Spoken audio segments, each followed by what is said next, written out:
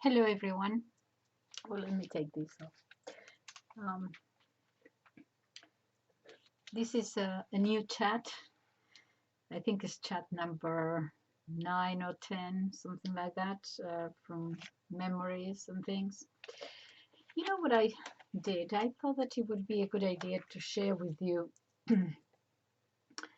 the following. Over the course of many years, I have, when I come across a sentence or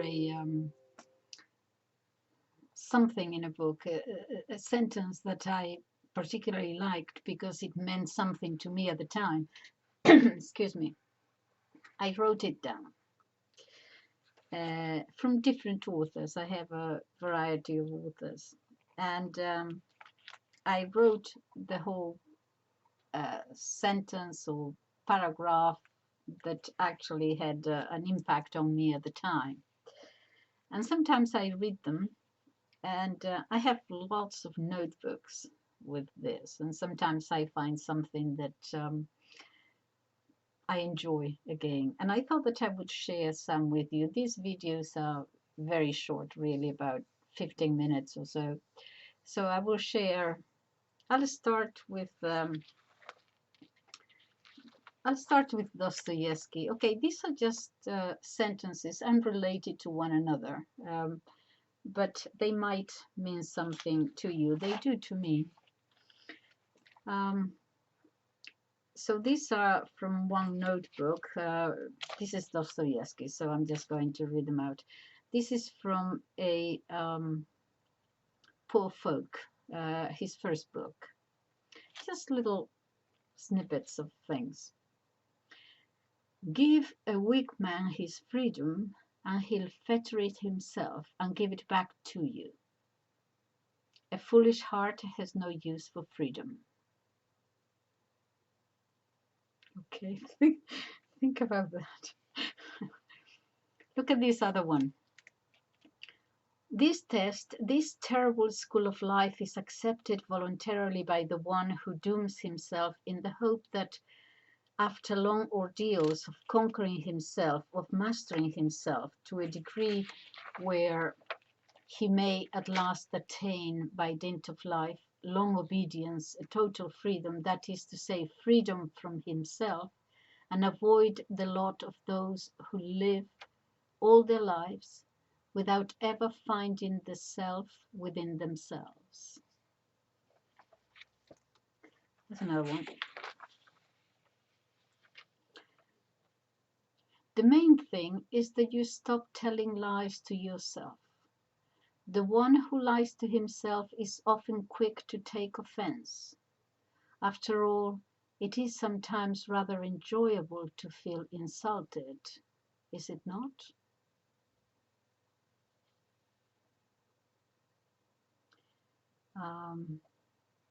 She spoke as though she were reciting a lament. There is among the common folk a grief that is silent and long-suffering. It withdraws into itself and says nothing. Such grief desires no consolation. It nourishes itself upon its sense of unswageability. The recitings are only the need to constantly rub salt in the wound.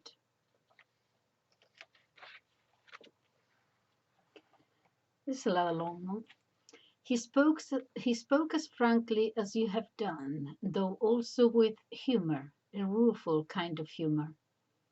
I love mankind, he said, but I marvel at myself. The more I love mankind in general, the less I love human beings in particular, separately, that is, as individual persons. In my dreams I would often arrive at fervent plans of devotion to mankind and might very possibly have gone to the cross for human beings had that been suddenly required of me, and yet I'm unable to spend 2 days in the same room with someone else. And this I know from experience. No sooner is that someone else close to me than his personality crushes my self-esteem and hampers my freedom. In the space of a day and a night, I'm capable of coming to hate even the best of human beings. One because he takes too long over dinner, another because he has a cold and is perpetually blowing his nose. I become the enemy of others very nearly as soon as they come into contact with me. To compensate for this, however, it has always happened that the more I have hated human beings in particular, the more ardent has become my love for mankind in general. By the way, these are from his books. He's not talking about himself necessarily. He's creating different characters, obviously. The main thing is to shun lies, all forms of lies, lies to yourself in particular.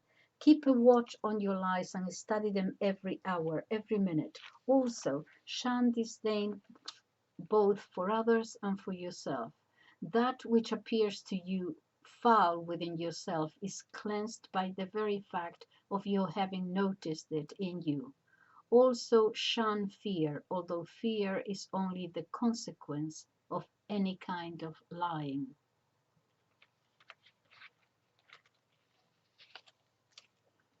It is said that in Europe, this is in the 1850s, it is said that in Europe the criminal seldom repents, as the most recent theories confirm him in the notion that his crime is not a crime at all, but merely an act of revolt against an unjustly oppressive power.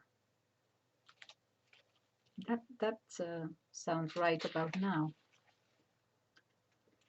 The socialist who is a Christian is more worthy of fear than the socialist who is an atheist. The socialist who is a Christian is more worthy of fear than the socialist who is an atheist. That's food for thought.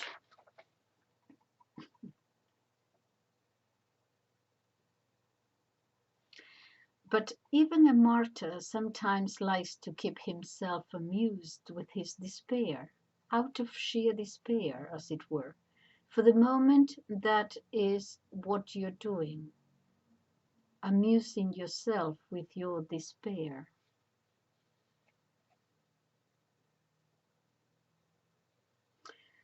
All that holy fools do is like that. They make the sign of the cross at the tavern and cast stones at the church.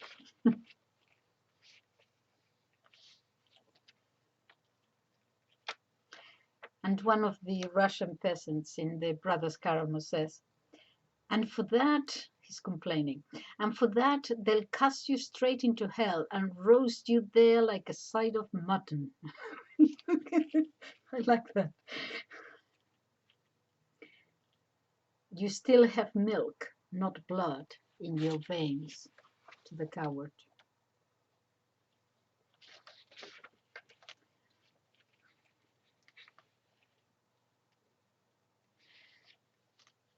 Against hypocrisy,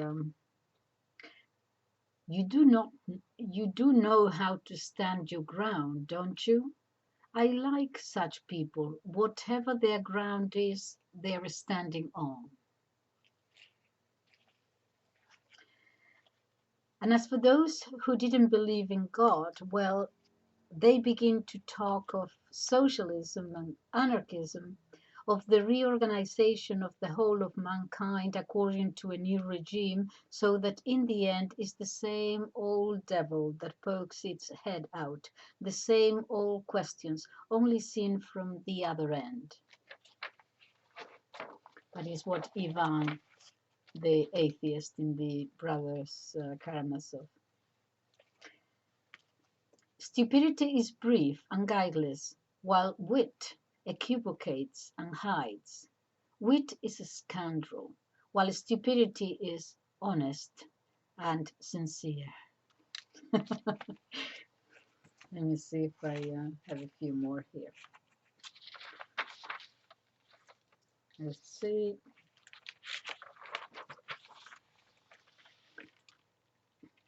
The secret of human existence does not consist in living merely, but in what one lives for.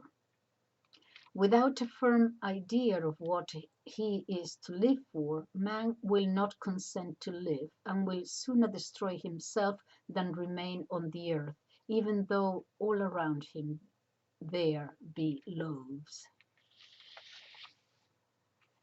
What do you think of all this? Let's see. It's a rather long one. Oh, we shall persuade them that they will only become free. This is the powerful speaking. Oh, we shall persuade them that they will only become free when they renounce their freedom for us and submit to us. And what does it matter whether we are right or whether we are telling a lie? They themselves will be persuaded we are right. For they will remember to what horrors of slavery and confusion your freedom has brought them.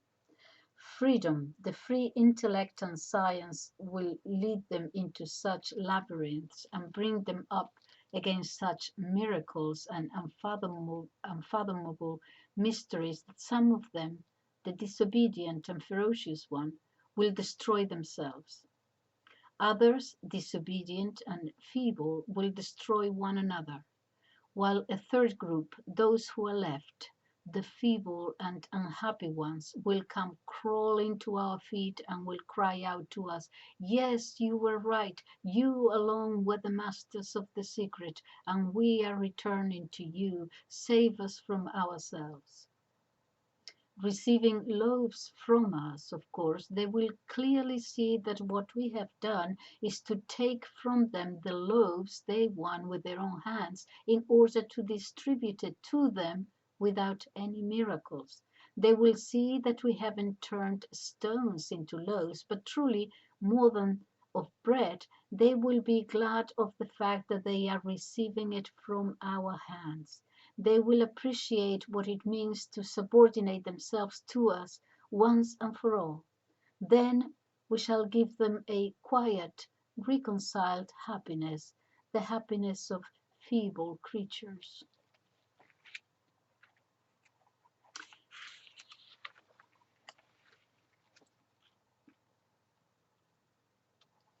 And what is the result of this right to the multiplication of needs? Among the rich, solitariness and spiritual suicide, and among the poor, envy and murder. For while they have been given rights, they have not yet been afforded the means with which to satisfy their needs.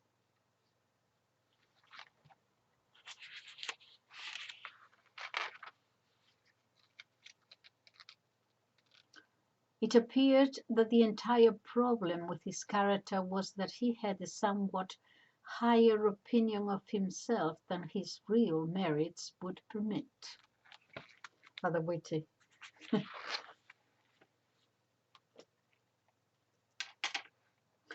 If God is driven from the face of the earth, we shall meet him under the earth.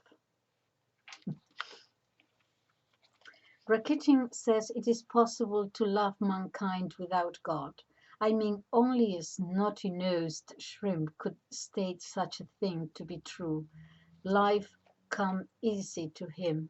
You know, he said to me today, you would do better to concern yourself with the broadening of man's civic rights, or at any rate with trying to keep down the price of beef. By doing that, you will demonstrate a plainer and more intimate love for mankind than you ever will by your philosophies about God. In response to which I fired back, without God, you yourself would push up the price of beef by 100% and make a ruble out of every kopeck.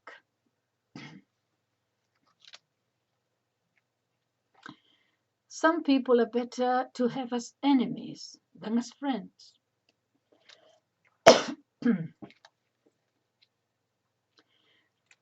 The old kind of doctor, the one who used to treat any kind of illness, has quite quite disappeared, let me tell you. Nowadays, they're all specialists. If it's your nose that's there is something wrong with, they'll send you to Paris saying there is a European specialist there in Paris who treats noses. When you go to Paris, he examines your nose and he says, I can only cure your right nostril, he says, because I do not treat left nostrils myself. That is not my specialism, you see. But if you will go next to Vienna, there you will find the specialist who will cure your left nostril. Well, what can you do? I resorted to folk medicine. uh, in accordance with some pretemporal disposition of which I have never been able to make head or nor tail, it is my function to negate. Off you go and negate. Without negation, there will be no criticism. And what kind of a journal would it be that had no critical section? Without criticism, there will be nothing but an eternal Hosanna. I love the way he puts things sometimes, you know, an eternal Hosanna. Let's see. Oh, here is a witty remark. By the passion with which you repudiate me, I am convinced you believe in me nonetheless. Another witticism. It is better to be led by the, oh, this is about the atheist complaining about the church leading people by the nose and so on. So he says, it is better to be led by the nose on occasion than to find oneself quite without a nose at all. I love it. I just, let me see, what else? How long have I been doing this? This is from the Demons. If the ship is about to sink, the rats are the first to desert it. He sought reassurance that he existed in the attention that he could get by insulting people.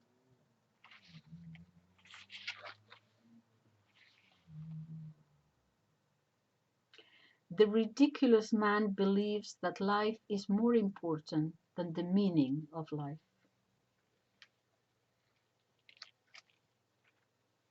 A woman forgets nothing, whereas a man forgets much too quickly.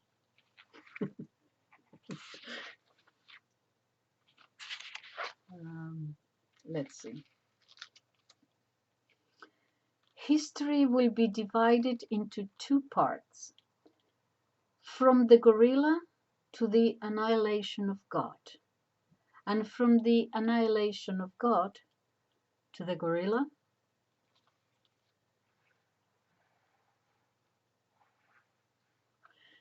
You are like a capricious child, with all the egotism of a child, but without a child's innocence. Our Russian liberal is first of all a lackey, and is merely looking for someone's boots to clean.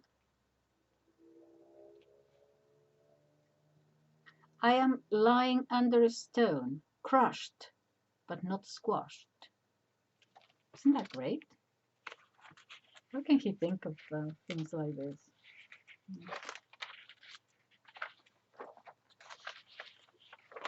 I think I leave it there. I don't know for how long I've been. Let me know if you think this is silly or if you enjoyed it. Thank you so much. Bye bye.